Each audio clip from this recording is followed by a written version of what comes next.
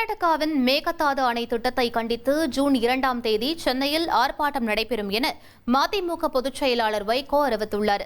சிதம்பரத்தில் செய்தியாளர்களை சந்தித்த அவர், டெல்லி சென்ற முதலமைச்சர் விஜயை சந்திக்க உள்துறை அமைச்சர் நேரம் ஒதுக்காதது 8 கோடி தமிழர்களை அவமதிக்கும் செயல் என்றார். மேலும் தேர்தல் முடிவுகளை வைத்து திராவிட கட்சிகளின் எதிர்காலம் முடிந்துவிட்டதாக கூற முடியாது என்றும் அவர் தெரிவித்தார். இந்த ஜூன் 2ஆம் தேதி அன்று தலைநகர் சென்னையில்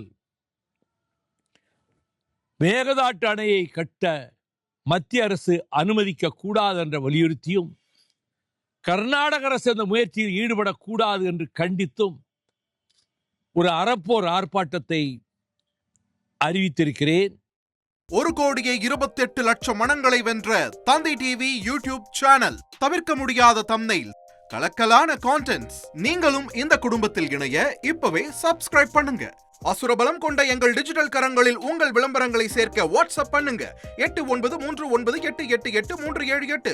இமெயில் advttv@dttv.in.